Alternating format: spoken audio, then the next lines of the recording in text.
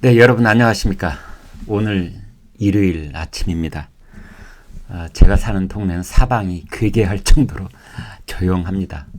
안개인지 구름인지 한 100m 앞이 안 보일 정도로 여기는 이제 자욱하게 이렇게 잠겨있는 동네이기도 합니다. 저는 어제까지 휴가가 끝나고 이제 오늘 일요일인데 출근을 합니다. 신문사에서 근무하는 것은 여러분 이렇게 보시면 됩니다. 신문이 나오는 날, 그 전날 신문사는 전부 다 출근을 한다 이렇게 보시면 됩니다. 내일 월요일 아침에 신문 받아보시지요. 네, 그거는 일요일 날 다들 나와서 출근해서 근무를 했다 이렇게 보시면 되는 겁니다. 이제 이 방송 찍고 저도 곧 출근을 해야 될 것 같습니다. 여러분, 오늘은 저 얘기를 좀 해볼까 합니다. 정치 구단. 흔히 우리 그런 얘기 하죠. 정치 초년병, 정치 구단. 정치 초년병은 이제 정치에 입문한 지, 여의도에 발을 들인 지 몇 달 안 된 사람, 윤석열 같은 사람, 정치 초년병 이렇게 얘기를 하는데, 정치 구단, 박지원 국정원장, 제일 먼저 떠오르는 인물 중에 한 사람이죠. 5선 이렇게 한 이제 정치인들은 정치 구단 이렇게 하기도 하고. 그런데 여러분, 정치 구단이라는 말은 왜 나왔을까요? 그렇습니다. 요즘은 좀 드문 풍경입니다만 예전에는 정치인들이 바둑 많이 뒀습니다. 정치인들끼리도 뒀고 이제 정치인하고 기자하고도 많이 뒀습니다. 이제 기자가 오면은 바로 뭔가 얘기를 해줄 수는 없고, 기자가 어디까지 알고 있는지 간을 본 다음에 거기다가 벽돌 한 장 더 얻는 정도의 정보를 주고 싶을 때, 그때 기자하고 아이 그러지 말고 바둑이나 한 수 두고 가, 이제 이렇게 해서 바둑을 두면서 이런저런 얘기를 주고받을 때 그때 넌지시 중요한 정보가 건너가기도 했다, 뭐 그런 얘기들이 있는데요. 정치 구단이라는 말은 바로 바둑 이제 구단에서 온 말이다 이렇게 보시면 되겠습니다. 바둑에서 구단이란 뭡니까? 그렇습니다.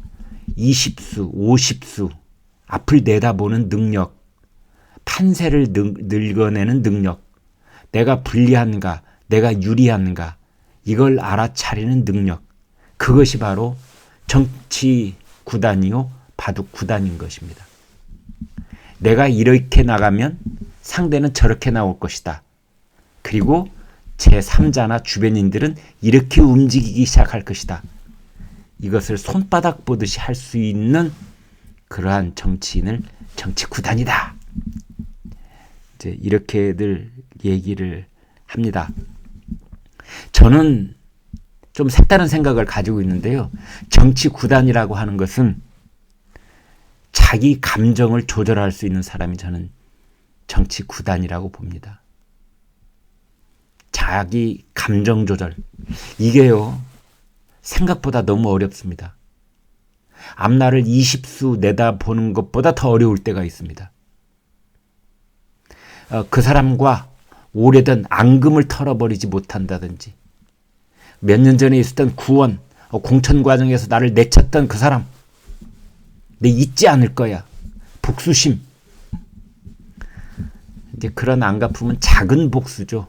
큰 복수는 내가 궁극적인 승리자가 되는 것이 큰 복수인데, 큰 복수를 하지 못하는 사람들은 작은 복수에 매달리기 때문입니다. 그래서 오늘의 제목처럼 욱하면 돼지입니다. 막말 써서 죄송합니다. 그런데 사실입니다. 욱 하는 순간 바로 죽음의 구렁텅이가 기다리고 있을 수가 있는 겁니다. 나중에 후회해봤자 소용이 없습니다. 윤석열 후보에게는 지금 이제 4개의 산이 있다 이렇게 말씀을 드려볼 수 있겠습니다. 3월 9일까지, 아니 그 이전에 어쩌면 설날까지, 2월 1일까지, 그래서 한 달 이전에 넘어버려야 될 산이 4개가 있다 이렇게 말씀을 드려보겠습니다. 첫 번째 산이 홍준표입니다. 홍준표 의원. 마지막까지 치고받고 경합을 벌였던 홍준표. 이 홍준표 산을 넘어야 됩니다. 제가 방송에서 홍준표 의원을 비판하는 말을 많이 했습니다만 사실은 홍준표 의원은 을입니다. 마지막에 후보가 된 윤석열이 갑이지요. 갑을관계 그건 있습니다. 그러나 갑이 지금은 아쉬운 입장이다. 이렇게 얘기를 할 수가 있겠는데요. 지난번에 의원총회장에서 왜 윤석열, 이준석 두 사람이 이제 국민의힘 의원들 뒤에 손뼉치는 가운데 포옹을 해서 뭐 극적인 화합이다. 뭐 이런 장면이 연출이 됐었는데 그날 낮에 윤석열 후보가 오후 1시쯤 홍준표 의원의 측근 중에 측근이라는 여명 서울시 의원이 있습니다. 홍준표 대선 캠프 때 대변인 했던 사람입니다.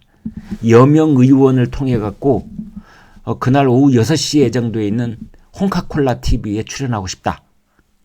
이렇게 이제 이해를 한 겁니다. 윤석열 후보 나름대로는 이제 홍준표 의원, 홍준표 선배님하고의 뭔가 물꼬를 좀 터보려고 그렇게 한 거죠. 그러자 홍준표 의원이 아니다. 거절을 했다는 겁니다. 이제 그런 의견을 여명 의원으로부터 전해들은 윤석열 후보가 오후 4시쯤 직접 홍준표 의원한테 전화를 했다고 그래요.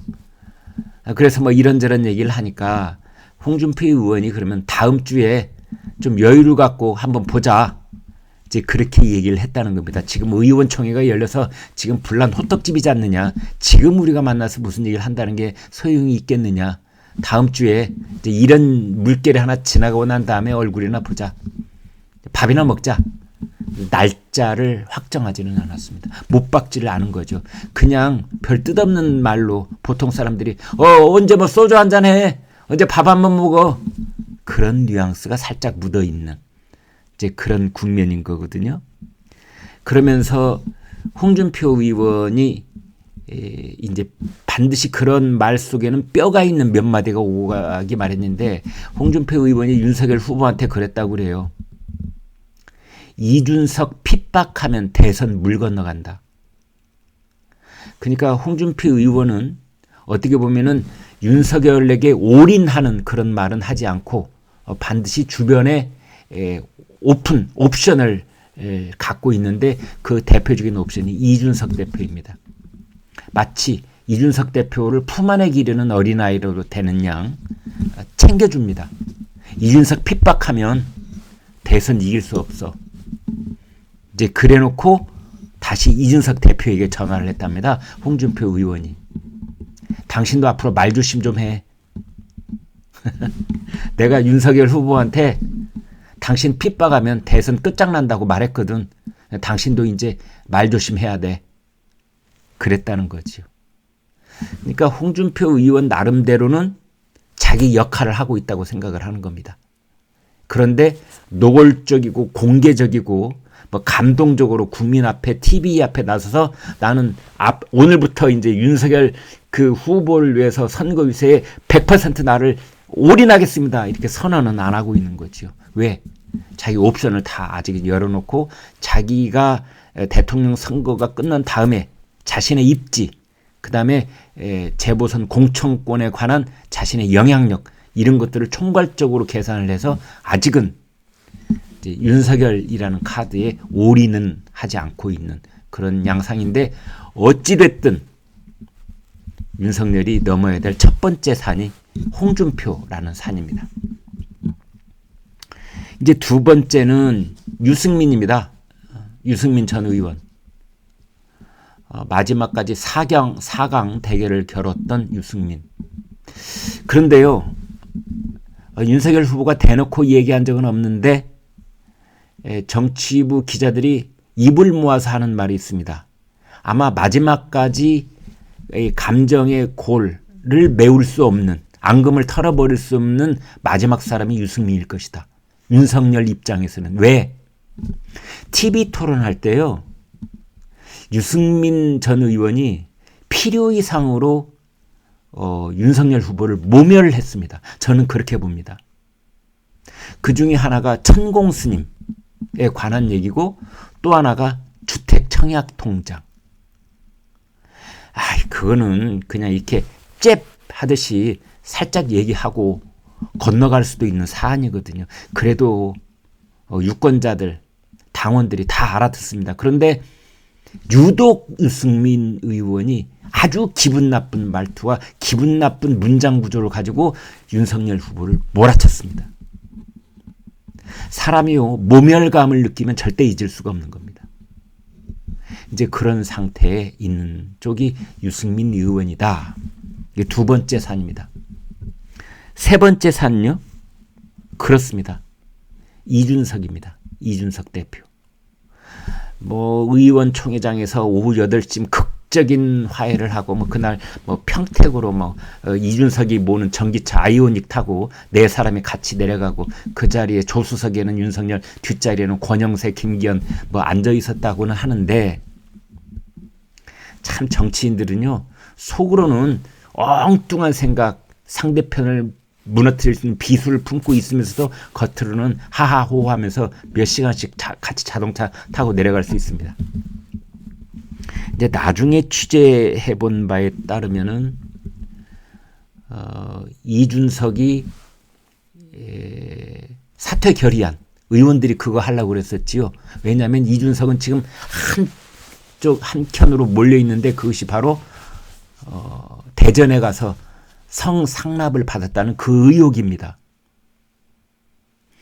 이제 이준석 대표가 상대편을, 그런 의혹 제기를 한 상대편을 고소고발을 해서 앞으로 이제 수사가 되느니 마느니 하고 있는데, 그건 다 뻥치는 얘기고요. 이거는 매우 중요한 의혹, 그 의혹 제기 자체로 이준석에게는 치명상이 될 수도 있는 겁니다. 거의 벼랑 끝에 몰려 있는 거지요. 그런 상황에서 사퇴 결의안까지 나오게 되면은 이준석은 막다른 골목에 몰린 쥐가 되는 겁니다. 막다른 골목에 몰리는 쥐는 어떻게 한다? 그렇습니다. 고양이의 발을 물어뜯습니다. 고양이는 윤석열입니다. 사퇴 결의안을 갖고 윤석열에게 갈 가능성이 있는 겁니다. 윤 후보님 이제 결정하십시오. 당무 우선권이 있지 않습니까? 내 목 치십시오.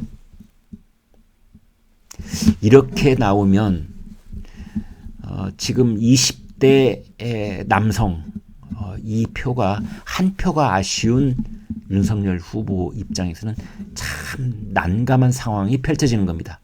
그것을 누구보다 잘 알고 있는 이준석은 그 상황을 10분 이용할 가능성이 있는 거고요.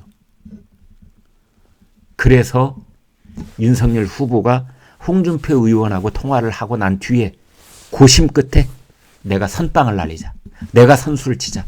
그래서 오후 8시에 이준석이 의촌장에서 비공개 토론을 하고 있는데 딱 들어간 겁니다. 기자들 데리고. 이제 그래서 윤석열이 지금 최근에 59초 동영상 보셨습니까? 전기차 그 충전 요금을 5년 동안 묶어놓는 그런 공약을 하면서 처음에는 이준석하고 원희룡이 주고받는 대화로 꽁트를 엮다가 이제 마지막에 윤석열이 등장을 해가지고 이제 더부룩한 속을 쓸어내립니다. 여기 문재인 정부 요금 인상, 전기차 충전 이런 것들 이렇게 쓸어내리는 그런 꽁트를 세 사람이 엮어내는 59초짜리 동영상. 앞으로 유튜브 쇼츠에 이제 많이 그걸 등장시킬 거라고 그래요. 그래서 59초 시리즈가 나간다. 지금 그렇게 얘기를 하고 있는데, 그 첫 번째가 전기차 충전요금 동결 공약을 맨 먼저 내보낸 겁니다. 그러나 윤석열 후보 입장에서 본다면 이준석은 잠복해 있는 화약고입니다. 앞으로 걸어가는데 어느 발에 밟힐지 모르는 지뢰가 바로 이준석입니다. 지금 눈앞에 다가오는 것들이 있어요. 첫 번째, 안철수와의 단일화. 두 번째, 재보선 공천. 세 번째, 김종인 재영입. 이 세 가지 커다란 암초가 있습니다. 단일화 문제. 그 다음에 3월 9일 날 전국적으로 국회의원 재보선이 5곳이나 있습니다. 서울 종로, 서초, 갑몰 등등등. 대구에 2곳 있고요. 경기도 안성, 충북 청주 5곳 있습니다. 그런데 이 5곳에 윤석열 후보가 자신이 신뢰할 수 있는, 끝까지 러닝메이트처럼 함께 할 수 있는 그런 정치적 동지라고 믿을 수 있는 사람을 공천을 하는 것이 마땅한데 이준석이 가만 놔둘 것 같습니까? 당 대표로서는 공천위원회를 만들 겁니다. 공천위원회 구성은 당대표가 할 겁니다. 공천위원장 누구로 하는지 한번 보십시오. 이준석은 자기 영향력을 거기서 놓지 않으려고 할 겁니다. 이제 이렇게 되면은 그 3월 9일 날 5곳 국회의원 후보 공천을 놓고 파열음이 날 가능성이 있다. 이렇게 보여지는 겁니다. 세 번째는 최근에 이준석이 윤석열하고 그렇게 극적인 화해를 했음에도 불구하고 그 화해의 서약서에 잉크도 마르기 전에 김종인을 찾아가겠다. 그래서 재영입 다시 들어올 그런 기회를 찾아보겠다. 참 그게 또 분란의 씨앗이 될 가능성이 있는 겁니다. 윤석열 후보가 넘어야 될 네 번째 산, 마지막 산. 그 산은 그렇습니다. 안철수 후보와의 단일화 문제입니다. 단일화 이 문제는 벌써부터 끌어오르고 있습니다. 이제 기자들이 만나면 단일화 얘기 까냅니다. 여러분도 사석에서 만나면 단일화 얘기 많이 하실 겁니다. 비교적 윤석열 후보와 안철수 후보 두 사람 사이에는 이렇다 할 앙금 같은 게 없고 같이 공개적인 토론을 한 적도 없고 그래서 담백한 사이다 이렇게 말할 수가 있는데요. 다만 이제 자존심 문제가 있고 여기서 제가 누누이 말씀드리지만 누가 먼저 전화를 걸게 되는지 봐야 되는데 내일이 월요일이지 않습니까? 월요일 날 또 여론조사 결과가 나옵니다. 이때 현재는 이 여론조사가 이재명이 윤석열을 앞서는 그 격차가 12.9%포인트까지 벌어져 있습니다. 최대치로 나온 여론조사가 그겁니다. 13%포인트. 이렇게 되어 있거든요. 그 격차가 줄어드느냐 아니면 그 격차가 유지되고 있는 상태에서 안철수한테 따라잡히느냐. 이게 이제 중요한 관전 포인트인데요. 아마 이재명의 지지율은 30%대 중반에 그냥 머물러 있을 가능성이 높고 이제 매우 유동적인 사람이 윤석열과 안철수입니다. 두 사람의 지표가 어떻게 나오느냐에 따라서 단일화 논의의 모습은 전혀 다른 모습이 될 수도 있다. 저는 그렇게 봅니다. 결국은 단일화, 경제적 용의로 말하자면 M&A, 두 당이 합하든 두 후보가 합하든 전략적 제휴를 하든 공약석에 공약을만 갖고 연대를 하든 다 크게 보면 단일화 범주에 들어가는 거죠. 나중에 통합정부를 꾸리겠다는 그런 약속을 하고 공개적인 약속이요. 예전에는 이면 합의다, 밀약이다 했는데 요즘은 절대 그런 거 했다가는 큰일 납니다. 공개적인 약속으로 통합정부를 이제 서로 정부를 나눠서 운영하기로 하는 그런 뭘 하든 다양한 양상이 있겠죠. 개헌도 그 중에 하나 약속이 될 수가 있는데 일단은 단일화를 할 때 누구 이름으로 단일화를 하느냐. 두 회사 A라는 회사와 B라는 회사가 서로 회사를 합쳐서 M&A를 할 때 어떤 회사로 하느냐. 석열 주식회사로 하느냐, 철수 주식회사로 하느냐, 이제 그겁니다. 오늘 요약해서 말씀을 드리겠습니다. 결국은 욱하면 돼진다. 정치구단이 별 게 아니다. 자기 감정 조절을 할 수 있으면 승리에 가까이 갈 수 있다.